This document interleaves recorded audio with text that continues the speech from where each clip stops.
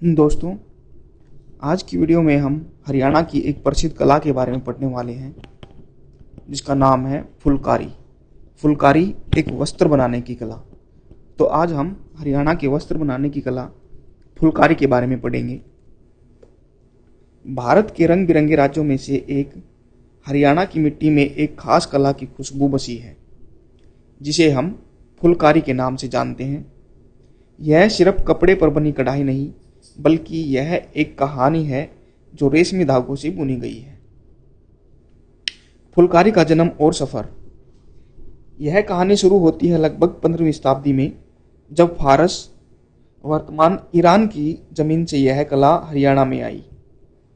समय के साथ इस कला ने हरियाणा की संस्कृति को अपना लिया और इसका नाम पड़ा फुलकारी, जिसका मतलब है कपड़ों पर फूलों की कलाकारी। इसे सिर्फ फुलकारी ही नहीं बल्कि गुलकारी के नाम से भी जाना जाता है। रेशम के धागों से बनी कहानियां। फुलकारी की सबसे खास बात इसके धागे से है, जिसमें ज़्यादातर रेशमी धागे का इस्तेमाल होता है जो सूती या सिल्क के कपड़े पर अपनी चमक बिखेरते हैं।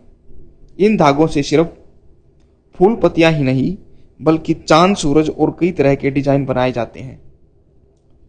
तो दोस्तों, फुलकारी का जन्म और सफ़र के बारे में अगर बात करें तो फुलकारी का जन्म 15वीं शताब्दी में माना जाता है। 15वीं शताब्दी में यह कला भारत में मतलब हरियाणा में कहाँ से आई? फारस से। फारस वर्तमान में इसको ईरान बोलते हैं, ईरान को ही फारस बोलते थे।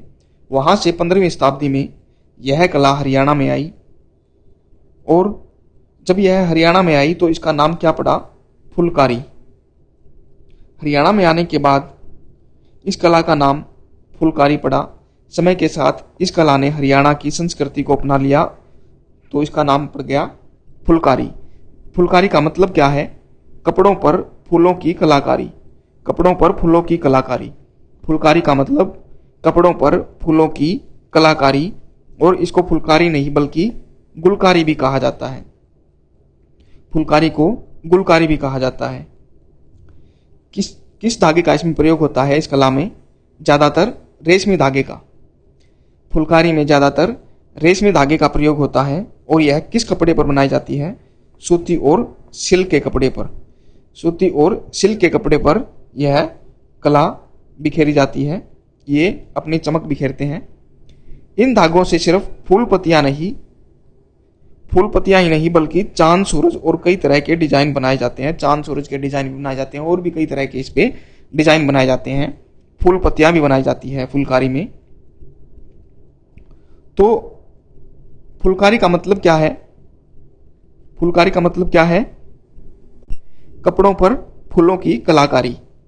मतलब इसमें धागों से, सूती या सिल्क के कपड़े पर रेशमी धागों से कलाकारी की जाती है। कलाकारी मतलब फूल बनाए जाते हैं, फूल पत्तियां, चांद, सूरज और भी कई तरह के डिजाइन बनाए जाते हैं।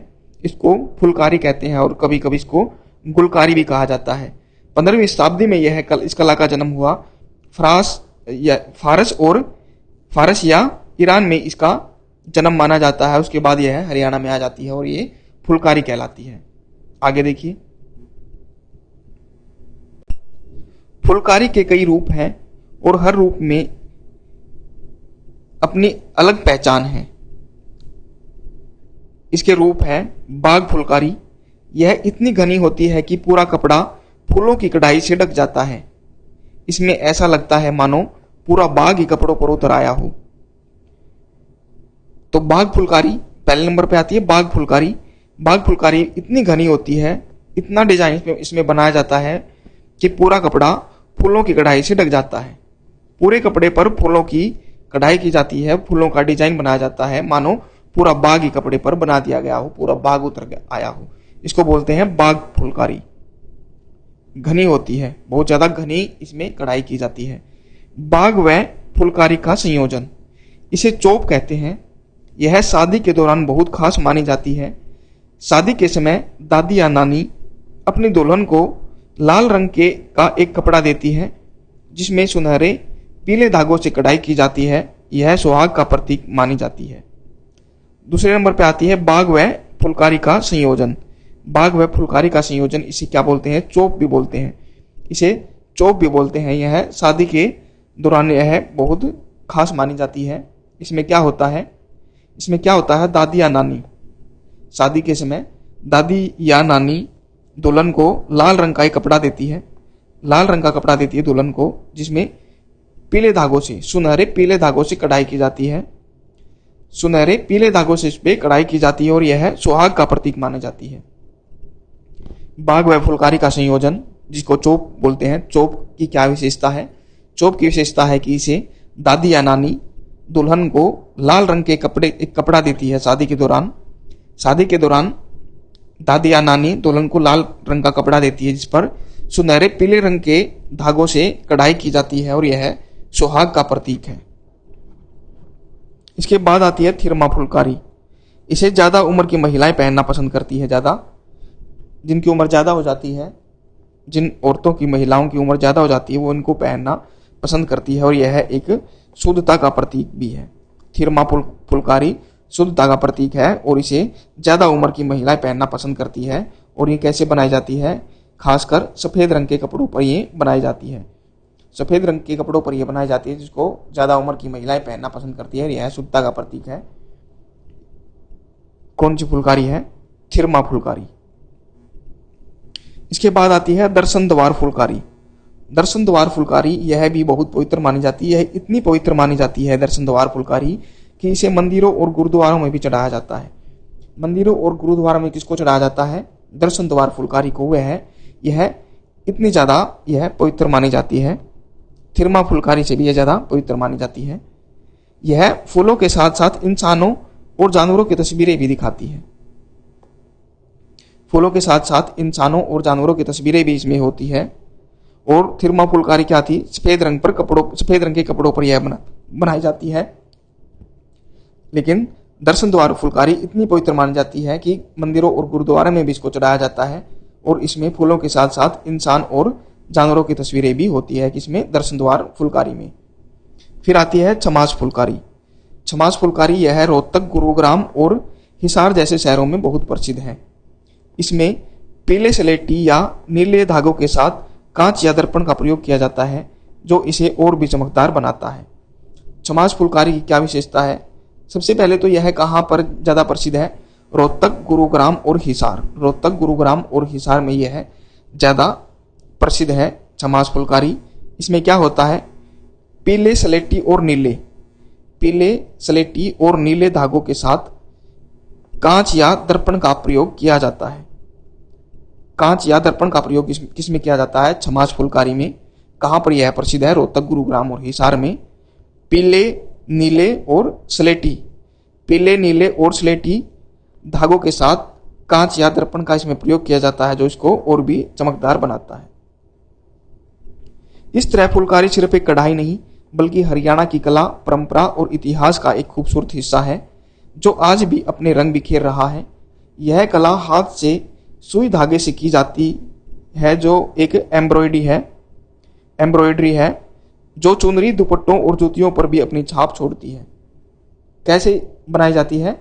यह कला हाथ से सुई धागों के द्वारा हाथ से की गई एक एम्ब्रॉयडरी है, जो चुनरी, दुपट्टों और जूतियों पर भी अपनी छाप छोड़ती है। कहां पर? चुनरी पे भी की जाती है, दुपट्टों पर की जाती है और जूतियों पर भी यह एम्ब्रॉयडरी है, जो सुई धागे से की जाती है। तो यह चैप्टर बेसिकली किस पर बेस्ड था? हरियाणा की वस्त्र बनाने की कला, जिसको फुलकारी बोलते हैं।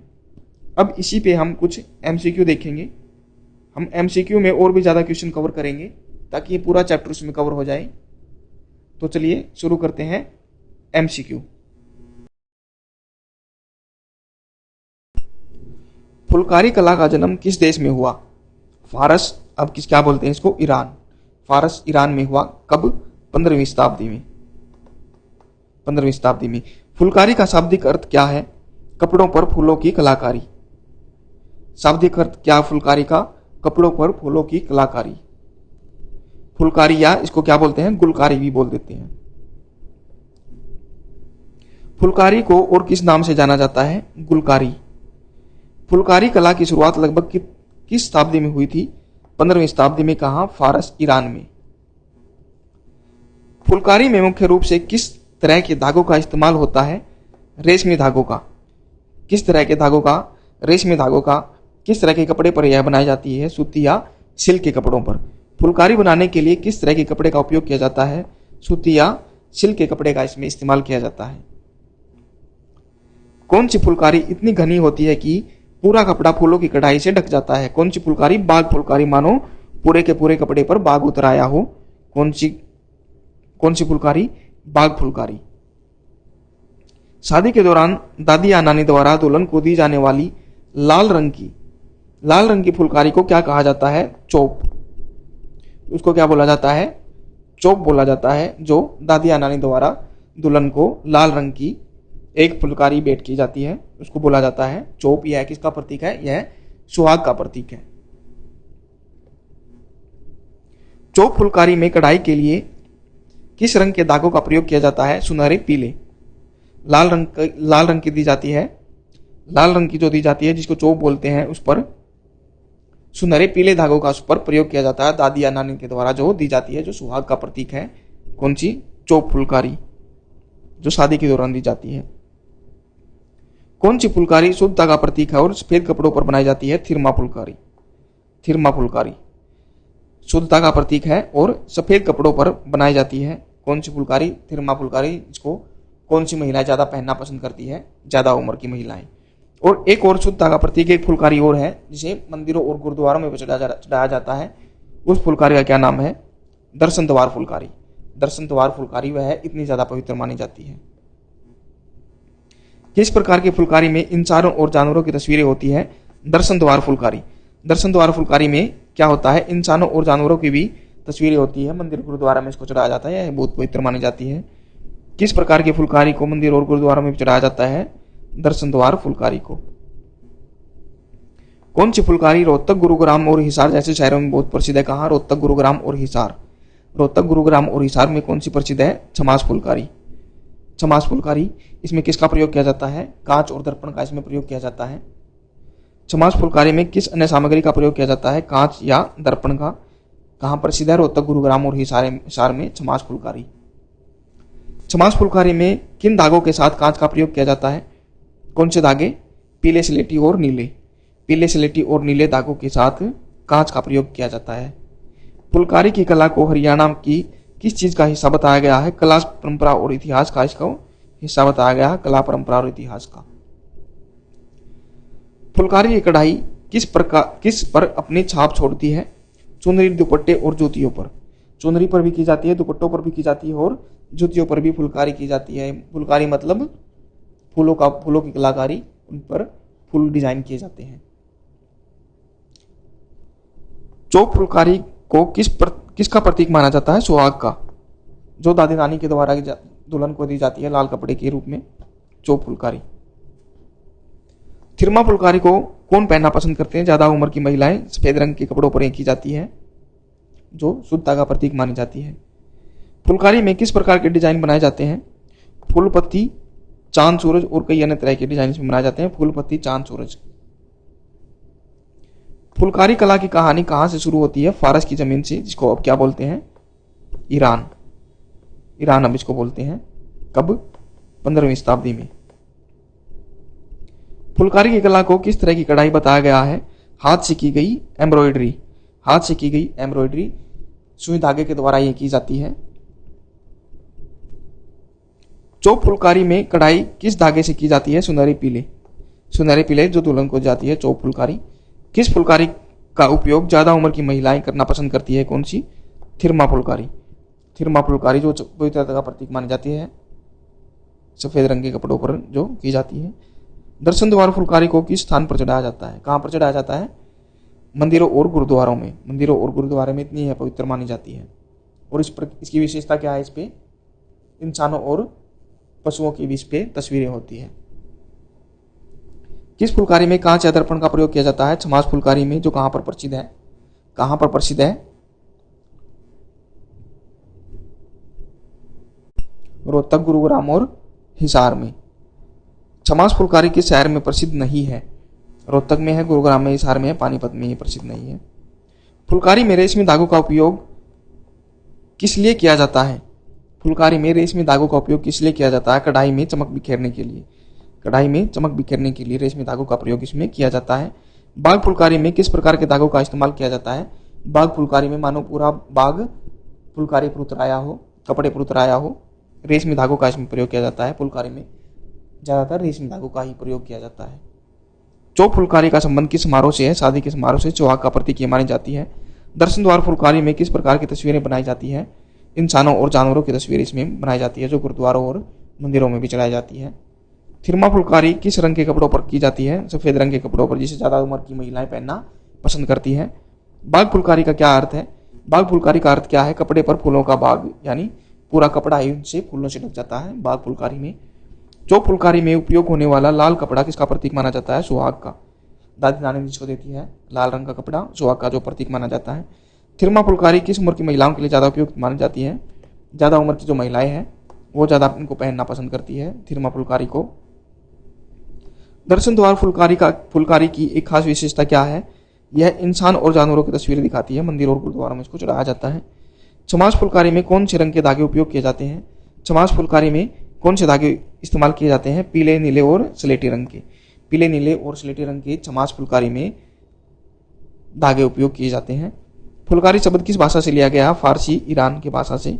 चौक फुलकारी में किस रंग के कपड़े का उपयोग होता है? चौक फुलकारी में लाल रंग के कपड़े का उपयोग होता है, जो शादी में दुल्हन को दिया जाता है।